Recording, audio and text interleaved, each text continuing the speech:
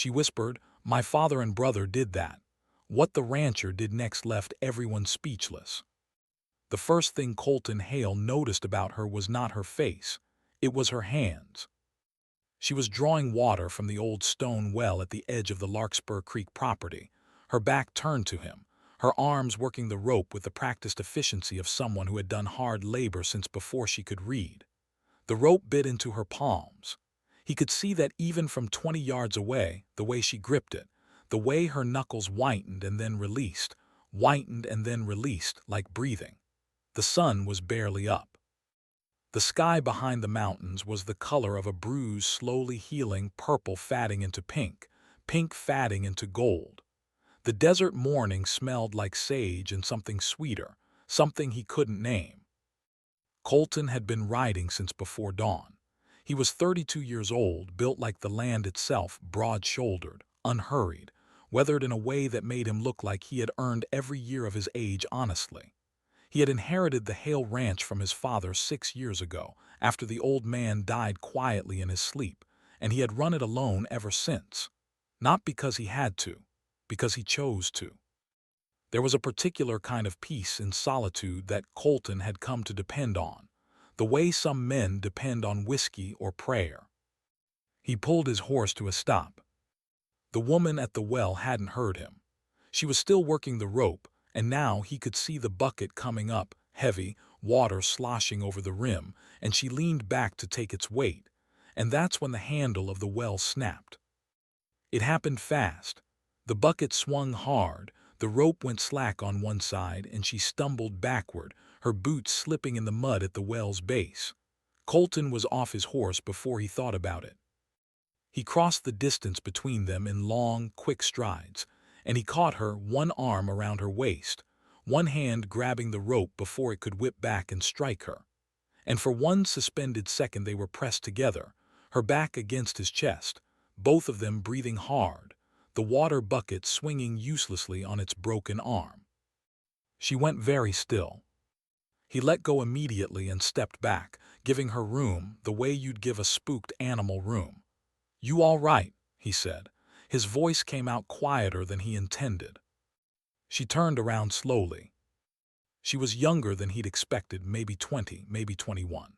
Dark hair tucked under a worn felt hat, brown eyes that were large and serious, and at this particular moment furious. There was a long, faded scar that ran from her left temple down to the edge of her jaw, pale against her sun-darkened skin, and she wore it the way some people wear old wounds, not hiding it, not displaying it, just carrying it the way you carry anything that's already become part of you. "I didn't need help," she said. Colton looked at the broken well handle. He looked at the mud on her boots. He looked at her. "All right," he said. She stared at him for a moment like she was waiting for him to argue, and when he didn't, something shifted in her expression, not softening exactly, but recalibrating. She picked up her hat, which had fallen in the mud, and knocked it against her thigh to clean it. "You're the rancher," she said. "Hale." "That's right. I'm on your land." "You are." "The well's been dry on the Caro property for 2 weeks. I wasn't—" She stopped, pressed her lips together, started again. "I wasn't stealing." "I know," Colton said. "The well's been dry over there for 20 years on and off. You're welcome to use mine." She looked at him like that was the last thing she'd expected him to say, like kindness was a language she recognized but didn't quite trust. "We just moved in," she said finally. "The Caro place, me and my sister. Magdalena Caro's granddaughters. Her great-granddaughters, Rosalind and Petra. I'm Rosalind." She said it like she was stating facts in a legal proceeding, each word placed carefully, nothing given away that didn't need to be given. "The place is ours now. She left it to us." Colton nodded.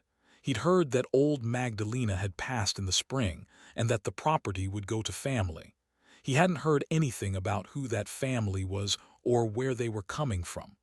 "I'm sorry about your great-grandmother," he said. Rosalind looked at the mountains for a moment. "We didn't know her well," she said quietly, "but she left us a way out. That counts for something."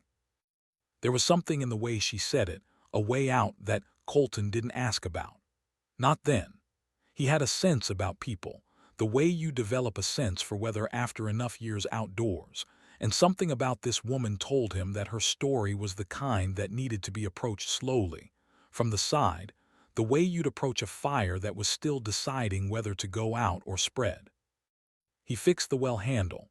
It took him about 20 minutes, a spare bolt from his saddlebag, and a strip of leather from a broken bridle he'd been meaning to throw away for 3 years.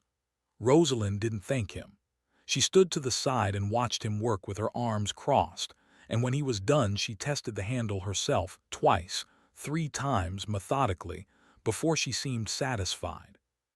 "That'll hold," she said. "For a while, the whole frame needs replacing. I'll manage it." He looked at her. The scar on her jaw caught the morning light. She was looking at the mountains again, and her profile had that quality of someone who had learned to look far away, not because the view was beautiful, though it was, but because looking far away meant not having to look at what was close. "If you need anything," Colton said, gathering his reins, "the ranch is a mile north. There's always someone around." "There's just you," Rosalind said. She said it matter-of-factly, like she'd already done her research. "No family, no wife, no ranch hands except the Verla brothers, and they only come for roundup." Colton stopped. "I pay attention," she said, still not looking at him. "When you move to a new place, you learn who your neighbors are." "Fair enough," he said. He rode north. He didn't look back, but he thought about her hands the whole way home, the rope marks, the roughness, the way they had gripped the bucket like she was holding on to something she couldn't afford to lose. He didn't see her again for 11 days. He told himself he wasn't counting. He was lying. The Caro property backed up against the eastern edge of his grazing land, and once or twice in those 11 days he caught sight of smoke from the chimney of the old house, visible from the ridge above the creek, and once he saw a figure moving along the fence line, small and purposeful, head down, moving with the same quiet efficiency as that first morning at the well. He didn't ride down. He had enough work of his own. The south pasture fence needed 200 yards of new wire, and the water trough in the near barn had sprung a leak that was getting worse, and one of his older mares was moving stiff in the mornings, and he was watching her for lameness. He had enough to occupy him. He went back to the well anyway. He told himself he was checking the repair, which was true. He brought his tools. He looked at the well frame, decided it needed more work than he'd done, and spent the better part of the morning replacing the lower boards and resetting the post. He was sinking the last nail when he heard footsteps behind him, and he knew without turning who it was. "You came back," Rosalind said. "Frame needed work." She came and stood beside him and looked at what he'd done. She was wearing the same worn hat, and she had a bandage wrapped around her right forearm that wasn't there before. He noticed it but didn't comment. "You didn't have to do this," she said. "I know." She was quiet for a moment. "My sister wants to come thank you," she said. "For the well, she wants to be polite. She's 17. She thinks politeness is armor." "Isn't it?" Rosalind looked at him sideways. The closest thing to a smile he'd seen from her, not the smile itself, but the place where a smile might form, the slight loosening around the corners of her mouth. "Sometimes," she said. "Sometimes it just tells people where you're soft." He packed up his tools.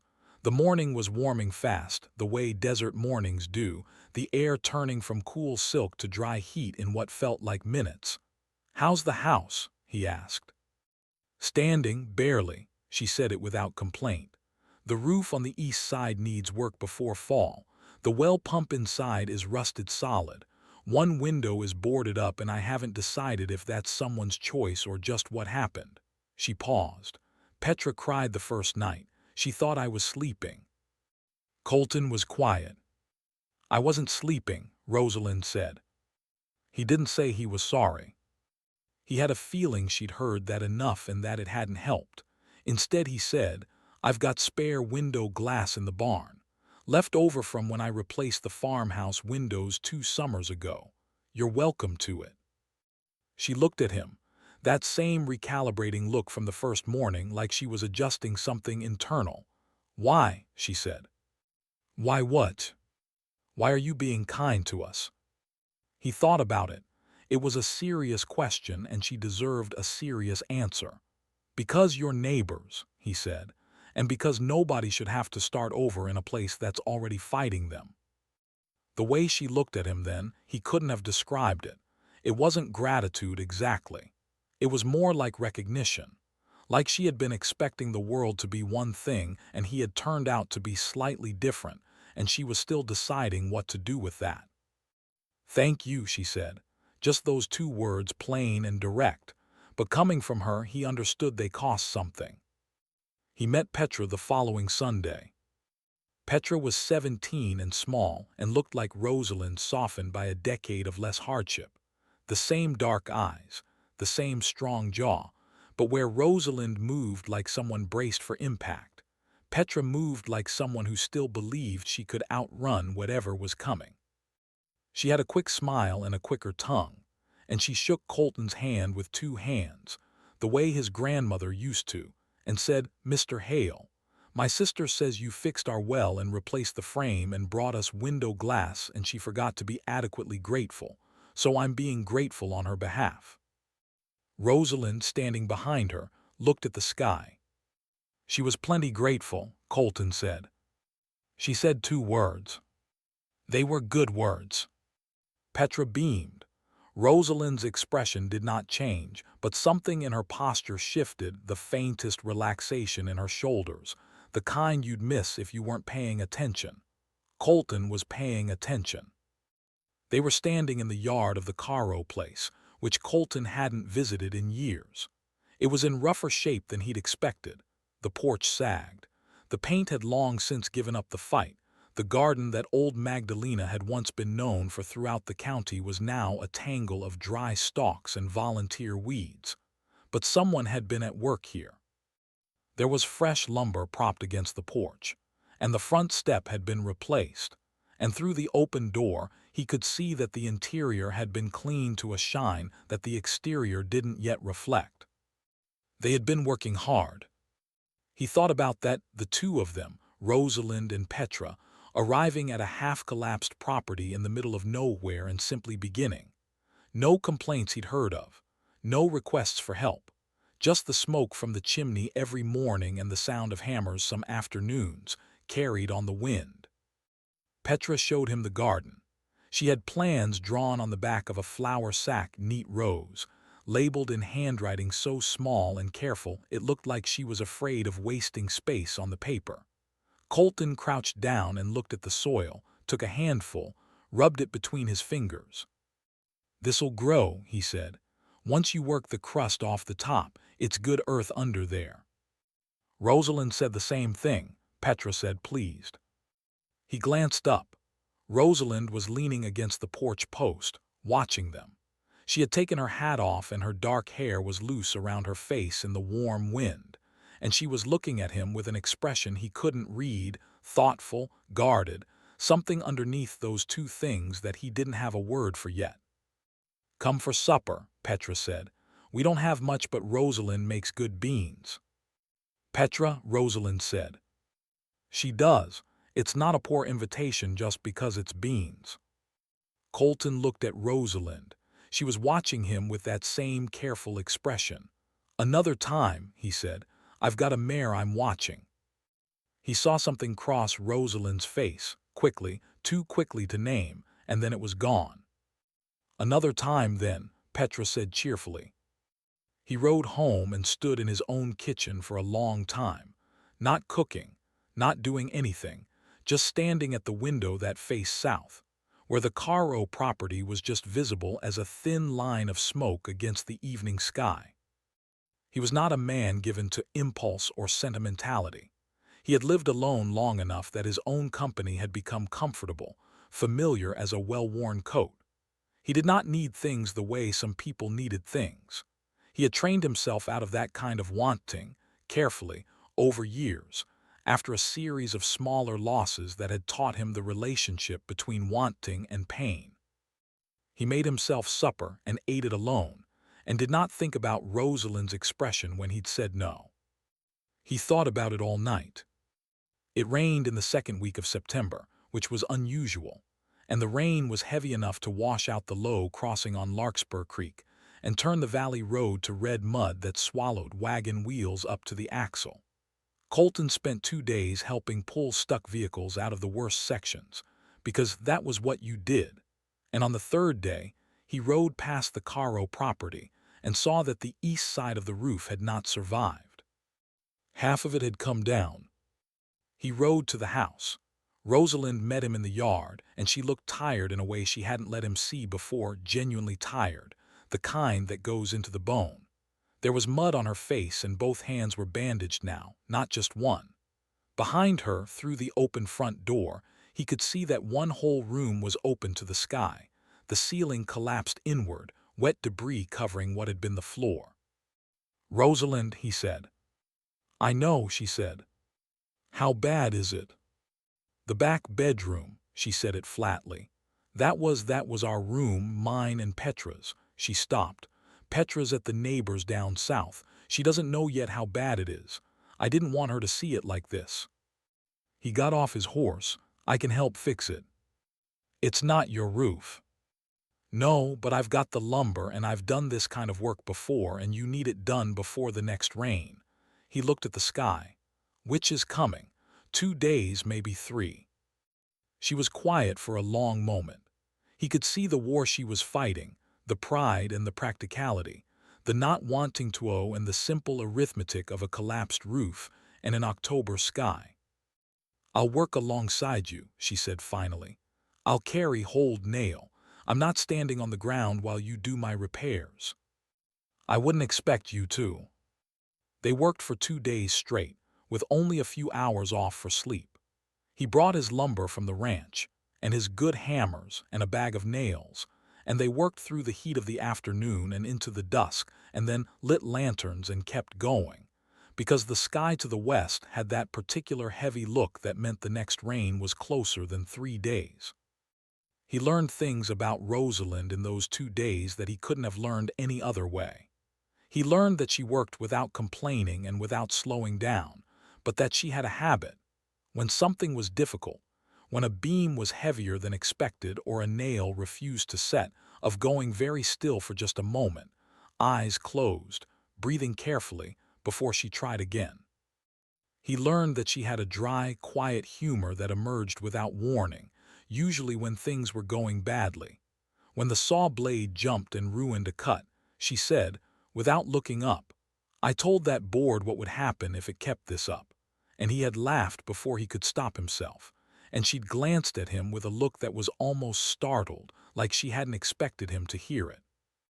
He learned that she did not talk about herself, not her past, not where she and Petra had come from, not what the way out she'd mentioned that first morning had meant. She talked about the work and the property and Petra, and when the conversation edged toward anything personal, she redirected it so smoothly that it took him a while to realize she was doing it. On the second evening, close to midnight, they were sitting on the newly repaired roof checking the seams before the rain came, and he was patching a gap near the chimney, and it was dark enough that the lantern made a small orange circle in the huge darkness of the desert night. And she was sitting close because that's what the work required, and he became aware, with the particular awareness of someone who has been carefully not being aware of something, of how close she was. Her arm was pressed against his, not meaningfully, just the practical proximity of two people working in a small space with one light source.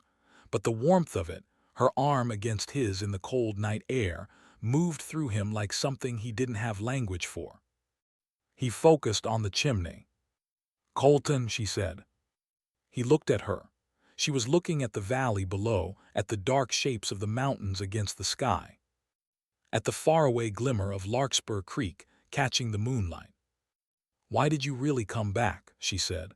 "After the first day, you fixed the well and you could have been done. Why did you keep coming back?"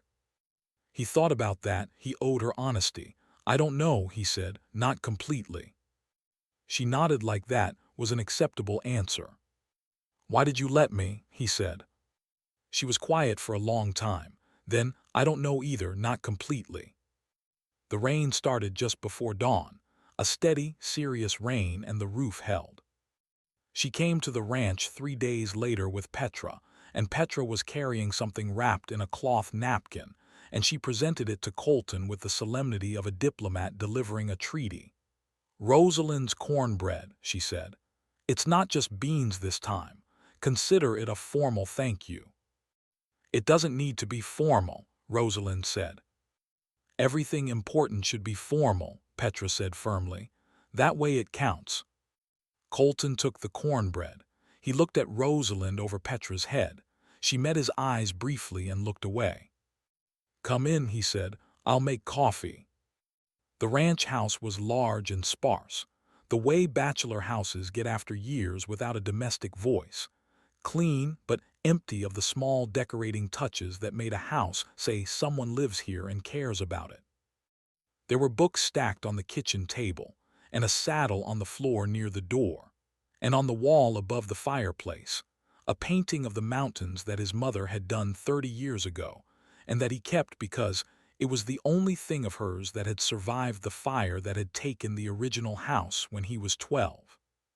Petra immediately walked to the painting and stood in front of it with her hands behind her back. Who made this? She said. My mother. Is she? Petra, Rosalind said softly.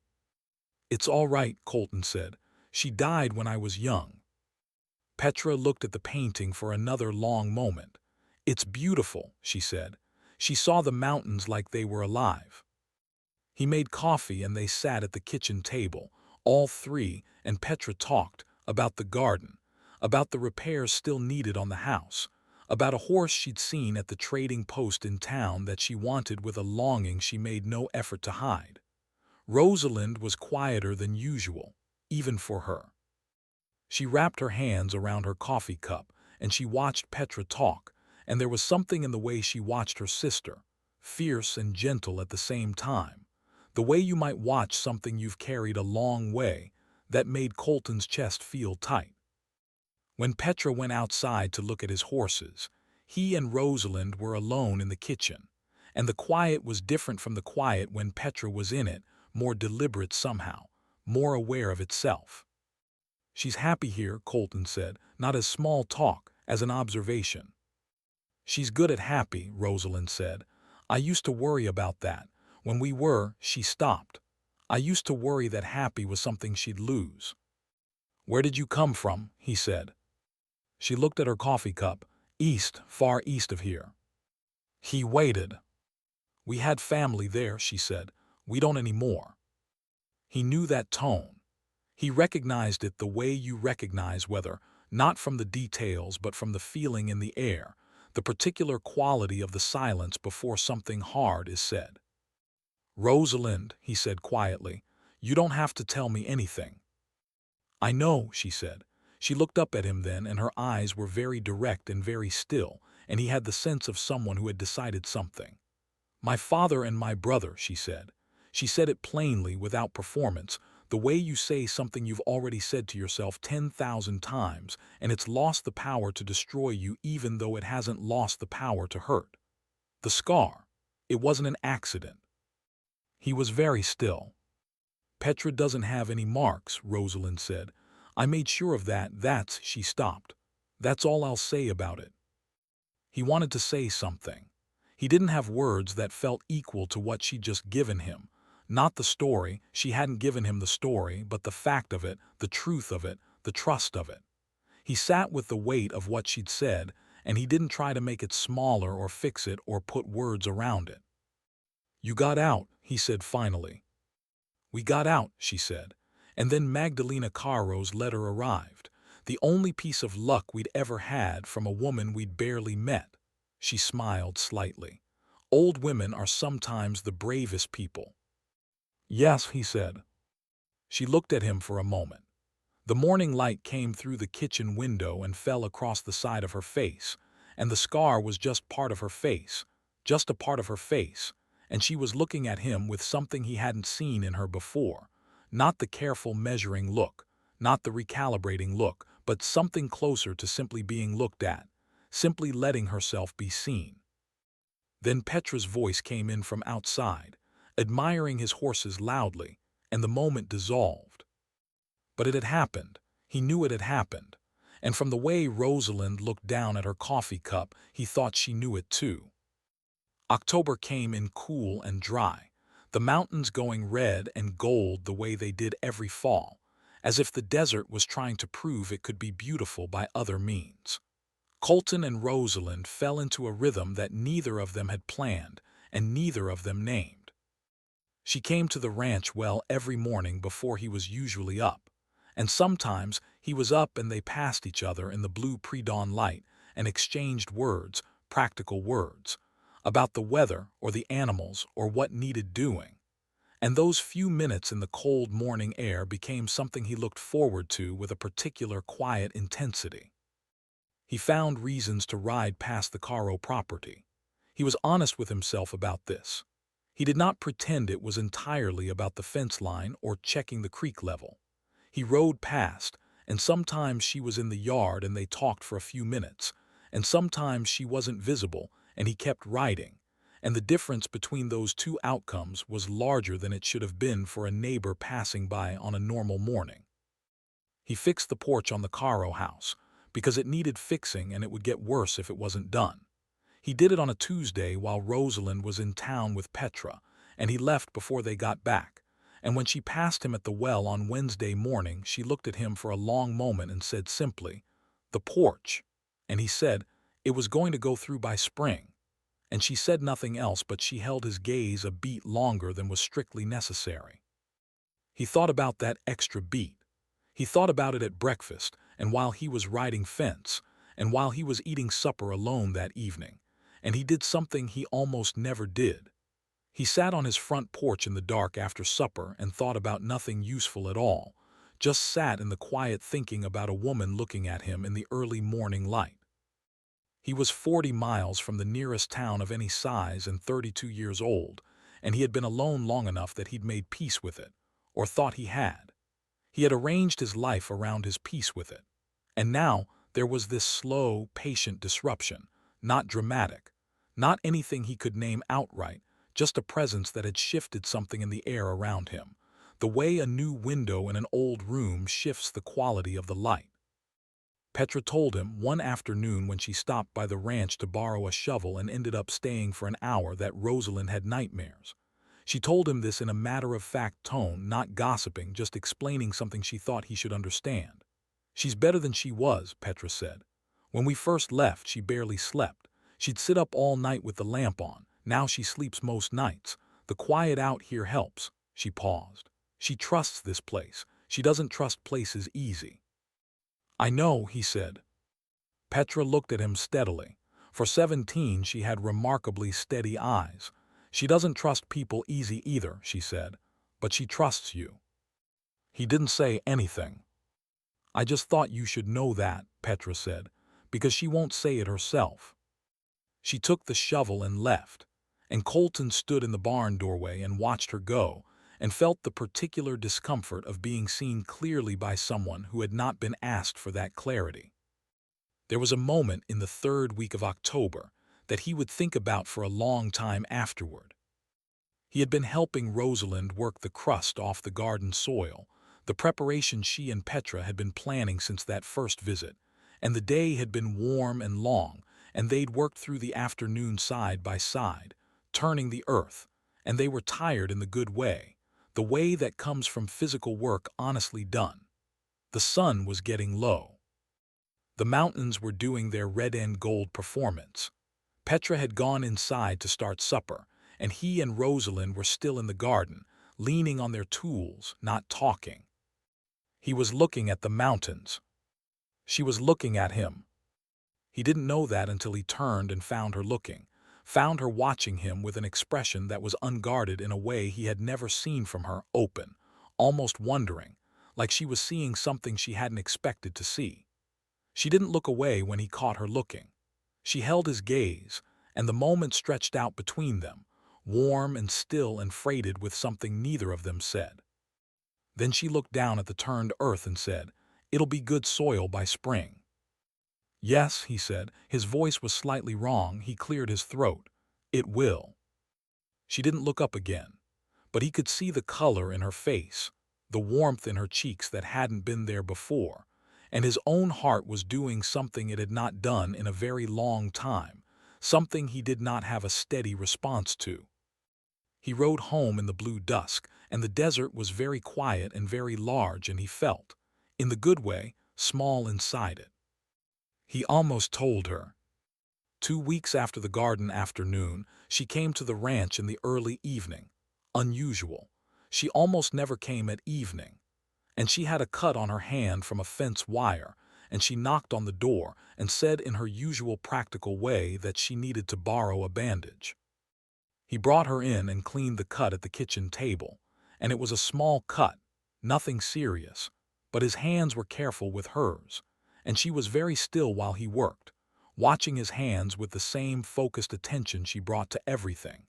And when he was done wrapping the bandage, she looked up and they were closer than they usually were, closer than the space he'd learned to keep because the space felt necessary, felt like safety for both of them. He could see the texture of the scar from here, the fine line of it along her jaw. He had never been this close to it before. She was looking at him. He was looking at her. And everything he'd been carrying since September, the morning light, the cornbread, the extra beat of a held gaze, the warmth in her cheeks in the garden, gathered itself into a single moment of almost unbearable weight, and he thought, tell her. His hands were still holding hers. He hadn't let go. "Rosalind," he said. "Colton," she said at the same moment. They both stopped. "You go," he said. She looked at their hands, his still wrapped around hers, careful and warm. She looked at their hands for a long moment, and something moved across her face, something complicated, something he didn't know how to read, and then she carefully, gently withdrew her hand. "Thank you for the bandage," she said. She said it quietly. She left. He stood at the kitchen table for a long time after, the first aid kit open in front of him, the lamp burning, the night coming in through the window. He thought I moved too fast. He thought I didn't move at all. He thought she pulled away.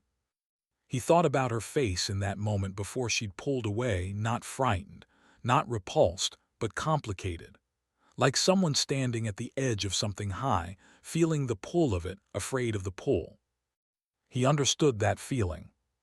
He was patient. He was a patient man. He told himself, give her room, give her time. The desert teaches you that. You don't force the season. He blew out the lamp and went to bed. November arrived, and the Verla brothers arrived with it, Miguel and Tomás, who helped Colton with Roundup every year.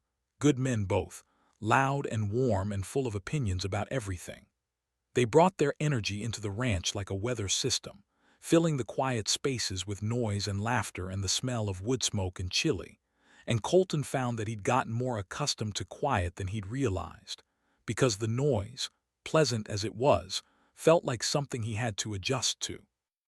Miguel noticed things. Miguel always noticed things. On the second day, after they'd ridden the South Range, he said to Colton in the easy way of a man who had known him for 15 years, "The Caro property's looking better than I've ever seen it. Someone's working that land hard." "The old woman's great-granddaughters moved in," Colton said. Miguel looked at him, said nothing, went back to his food. That evening, riding the fence line along the boundary of the two properties, they encountered Rosalind coming the other way on foot. She walked the perimeter of her land every few days. Colton had learned, checking for damage, checking the wire. And Miguel's eyebrows went up in the way of a man who has just understood something he'd already suspected. Rosalind and Miguel acknowledged each other with the brief, assessing nods of two people who had both spent their lives doing hard work and recognized it in each other. She and Colton barely met eyes. A small thing, the near absence of it, but Colton felt Miguel clock it, and he felt the familiar discomfort of being understood by someone who wasn't wrong. Later, over supper, Tamaz asked about the neighbors and Colton gave the plain fact version: two women, inheriting the Caro place, fixing it up, getting by, and Tamaz said that was good. It was good to have neighbors who worked. And Miguel said nothing at all, which was its own kind of comment. That night, after the brothers had gone to sleep, Colton sat up late. He was thinking about the way Rosalind had barely looked at him on the fence line. He was thinking about whether he'd imagined the warmth in her face in the garden, whether he'd misread the held gaze, whether the moment in the kitchen had frightened her in a way she hadn't shown him. He was thinking about what Petra had said. She trusts you. He was thinking about Rosalind's voice when she'd said my father and my brother, flat and careful, and carrying the weight of someone who had survived something by making themselves very hard. He was thinking about that hardness, and about whether softening was something she wanted or something she feared. He didn't sleep much. In the morning he rode out before the brothers were up, out toward the boundary, not intending anything particular, and he found Rosalind at the well. It was early, barely light, the sky still the healing bruise color of first dawn. She was drawing water, and he stopped his horse at the same distance as that first morning, and she turned, she heard him this time, and looked at him across the yard. She looked tired, not work tired but sleep tired, the kind that built up over nights of not quite resting. He thought about the nightmares Petra had mentioned. He thought about sitting up with a lamp on, all night, because the dark wasn't safe. "Morning," he said. "Morning," she said. He got off his horse. He didn't have tools. He wasn't there to fix anything. He walked over to the well and took the rope from her and drew the water without asking, and she watched him for a moment, and then she sat down on the stone edge of the well and put her face in her hands, not crying, just resting, just putting down something heavy for a moment. And he drew the water and set the bucket down and said nothing, because there was nothing to say, and she raised her head and looked at the morning sky and said, "I had a bad night." "I figured," he said. She looked at him sideways. "You're easy to be around," she said. That's strange for me. I'm not used to it." "I know," he said. "I'm sorry about the kitchen," she said. "The other night, I wasn't afraid of you. I want you to know that." He was quiet. "I was afraid of wanting," she said. "That's different. I'm not good at knowing what to do with wanting something."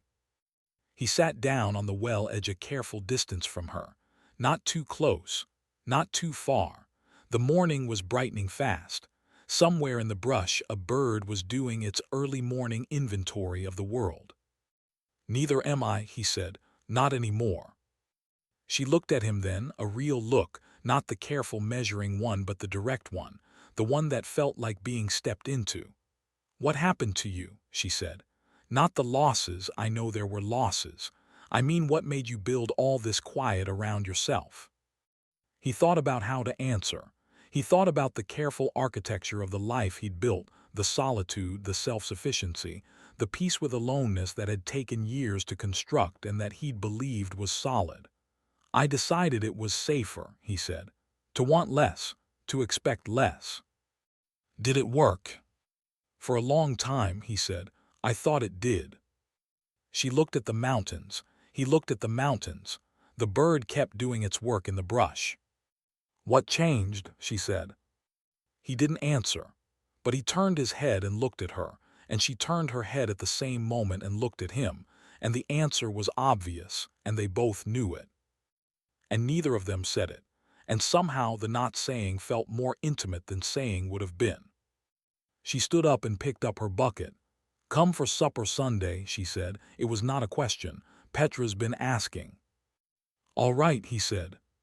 She walked back toward the house. She didn't look back, but her shoulders, he thought, were a little lighter.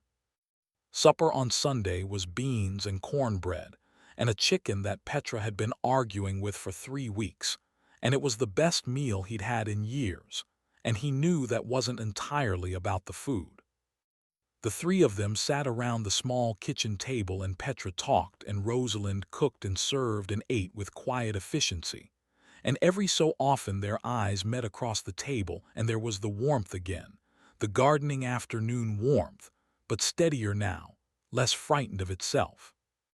After supper, Petra went to bed early with theatrical yawning that convinced no one, and Colton and Rosalind were alone at the table with the last of the coffee and the lamp burning low. Outside, the wind had come up, the big dark November wind that moved through the desert like a reminder of how large everything was. "I want to ask you something," Rosalind said. "Ask." "How do you keep going," she said, "when everything's hard, when the season is wrong and the work is heavy and it feels like you're just holding something up indefinitely? How do you—" She stopped. "I'm asking practically, not philosophically." He turned his coffee cup in his hands. "I look at the next small thing," he said. "Not the whole season, not the whole property, just the next fence post, just the next repair, just the next morning." She was quiet. "And I remember that hard seasons end," he said, "even when they don't feel like they're going to." She was looking at her hands on the table. "I'm tired," she said. "I've been tired for a long time, not the kind of tired that sleep fixes, the kind that comes from being afraid for a long time." "I know. I think it's getting better," she said, "slowly being here, this place." She paused. "You." The word landed quietly and stayed there between them. "You don't have to be afraid of this," he said.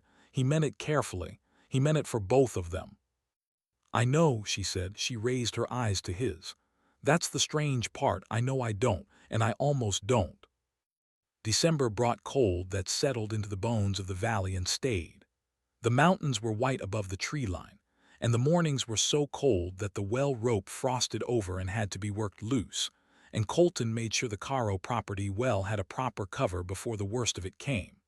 He did it without telling her, and when she noticed, she sent Petra over with a jar of honey and a look that Petra described as her fond look, which she would die before admitting is fond. The Verla brothers had gone south with the season, taking their warmth and noise with them, and the valley settled into its winter quiet, which was its own kind of alive. The clean, stark beauty of leafless cottonwoods along the creek, the smoke from 2 chimneys on cold mornings, the sound of wind across the flats that at night sounded almost like voices. Rosalind came to the ranch for supper on Thursdays. This had become a fixed thing, not by declaration but by repetition, the way routines become habits become facts. Petra usually came too, but sometimes she had things to do in town, or said she did, and Colton had learned to recognize Petra's strategic absences for what they were, and was simultaneously grateful and nervous about them. One Thursday in mid-December he cooked. This was not usual. He cooked for himself, simply, without ceremony, but he found himself thinking about it all week, planning it the way he planned practical things, and he made a proper meal. Roasted venison from a deer he'd taken in November, potatoes, preserved summer squash from his cellar, a dried apple cake that had taken him 3 tries to get right, though he wouldn't admit that. Petra was absent, strategic absence. Rosalind stood in the doorway and looked at the table and then looked at him, and her expression did the thing it sometimes did now, the softening thing, the almost smile thing that had become more frequent and more visible over these months, and she said, "Colton, did you cook this?" "I cook," he said. "Not like this," she said. He pulled out her chair. She sat down without making anything of it, but she was looking at him with that look, the direct, open look, not the measuring one, and he felt the heat in his own face and did not comment on it. They ate and they talked the way they had learned to talk over these months, easily, honestly, with space left for silence because silence didn't frighten either of them anymore. She told him about a letter she'd written to a lawyer in the East, something administrative about the property, and the way she said it was careful in a way that told him it was more than administrative, that it had something to do with her father and brother and the leaving, some legal matter she was resolving. He didn't ask. He listened. She asked him about his mother, the painting. She had asked about it before and he had answered briefly. And tonight, perhaps because of the apple cake and the lamplight and the particular quality of ease between them, he told her more. He told her about the fire, about being 12 and watching the original house burn from the hill above it. his father holding him back, not from danger but from whatever impulse a 12-year-old boy has to run toward disaster. He told her about the painting being the only thing saved because his mother had taken it to a neighbor's house the week before the fire, on a whim to show it off. She never knew she was saving it, he said. She died before the fire. How? Rosalind said. Illness, he said. When I was 10, she was sick for 2 years before. Rosalind looked at her hands on the table. I'm sorry, she said. She said it differently than people usually said it, not as a courtesy but as a genuine thing, as though she knew something about loss and was acknowledging it between them. She would have liked you, he said. He hadn't planned to say it. It came out before he could decide whether to say it. Rosalind looked up at him. The lamp made her face warm and her eyes very dark. Why? She said. She was practical, he said, and honest, and she had no patience for pretense. He paused, but she was kind, she just made you work for it. Something moved across Rosalind's face. She stopped. I know, he said.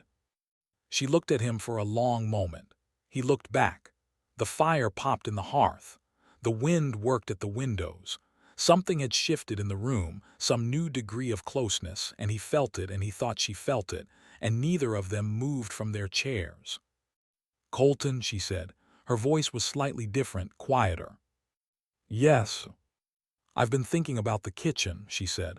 About what you didn't say. He was still. What about it?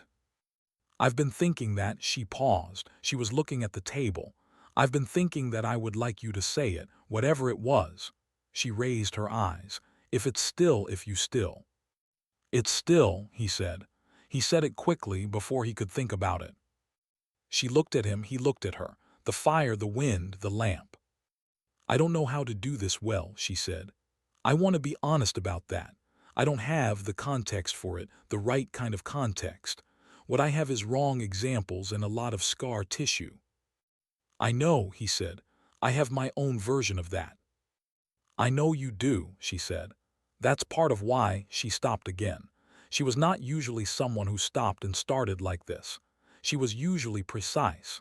The imprecision moved him more than precision would have. Rosalind, he said. He kept his voice careful and warm. You don't have to explain yourself to me. I want to, she said. I want you to know what you're getting. She said it almost fiercely, looking at him directly now. I'm not easy. I've been through things that left marks. I wake up some nights and I don't know where I am. I'm protective of Petra to a degree that probably looks like a fault. I don't give trust quickly, and once I give it and it's broken, I don't. She stopped. I don't get it back easily. I know, he said. And you're still. Yes, he said. Rosalind, yes. She looked at him. He watched the complicated geography of her expression, the wariness and the wanting and the slow, careful dissolution of the first into the second, like watching ice begin to move. He stood up from his chair and he crossed to her side of the table and he held out his hand, just his hand, open and still, not demanding, not rushing. An offer, a question. She looked at his hand for a long moment, and then she took it. He closed his fingers around hers, gently. The same way he'd held them over the bandage weeks ago, but different now, not practical, not accidental, deliberate, known. She looked up at him from where she sat and he was standing close and he said very quietly, "Is this all right?" "Yes," she said. Her voice was steady but her hand was trembling slightly in his. He held it a little warmer. "Can I?" he started. "Yes," she said, before he could finish asking. He leaned down slowly, and he pressed his forehead gently against hers, and they stayed like that for a long moment, foreheads together, hands locked, the firelight all around them. And it was the most intimate thing he had experienced in as long as he could remember, simply being that close to another person without either of them flinching. She exhaled slowly and he felt the tension leaving her, the long-held watchfulness releasing degree by degree like a cold morning warming, and he thought, there it is. There you are.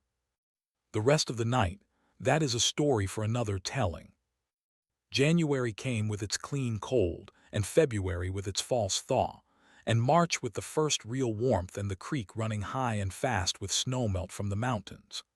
The valley went green in patches, and Rosalind's garden, turned and planted and waited on, began to show its first tentative rose of green. Things were not simple. They were never simple. She had bad nights still, and there were weeks when the letter from the lawyer caused a tightness in her that she couldn't fully release, when the administrative untangling of her past pressed on her in ways she couldn't entirely keep from pressing back on the present. She told him about it in pieces, slowly, over weeks, over the Thursday suppers and the Wellside mornings, and the long evenings on his porch watching the stars come out. And he listened to every piece without flinching, and without trying to fix what couldn't be fixed, which was what she needed most. He had his own pieces.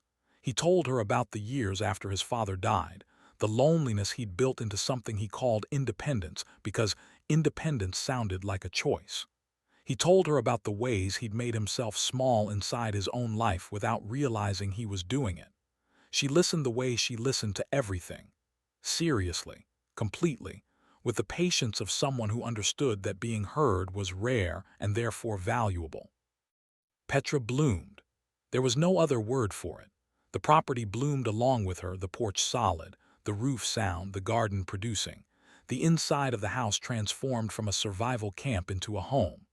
She bought the horse from the trading post, a solid bay mare she named Chankla, to the amusement of everyone who heard it, and she rode it with the unself-conscious joy of someone for whom good things were becoming, slowly and surely, expected. One morning in April, Rosalind came to the well and found Colton already there, sitting on the stone edge with a cup of coffee, watching the sun rise. He held out a second cup. He had brought two.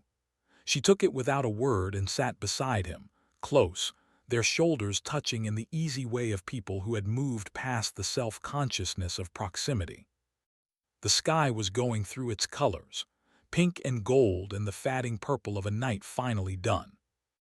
"I keep waiting," she said, "for the part where something goes wrong." "It'll go wrong sometimes," he said. "That's different from it all going wrong." She thought about that. "Yes," she said, "that is different." He took her hand. She let him. She leaned her head against his shoulder, a small thing, a new thing, the kind of small new thing that accumulates into a life. "Colton," she said. "Oh, I'm glad the well handle broke." He laughed, a real laugh, quiet and warm. "So am I," he said. The sunrise finished its work. The valley came to life around them. Birds, breeze, the distant sound of Petra doing something loud and energetic with the hay situation in the barn. Normal morning sounds. The sounds of a life that had become, against all of its difficult history, genuinely good. He held her hand in both of his, and she looked at the mountains, and he looked at her, and she knew he was looking, and she didn't look away or redirect or recalibrate. She just smiled. She had a good smile. He had been waiting a long time to see it, and it was worth the wait. Some things don't have a final scene. Some love stories don't end. They just begin, carefully in the desert morning light, between two people who had both been broken by the world and chose, against considerable odds, to try again. Rosalind Caro kept her scar. She did not hide it. Some mornings, in the early light at the well, Colton would look at it and she would let him look, and neither of them would say anything because what was there to say? It was part of her. So was the garden.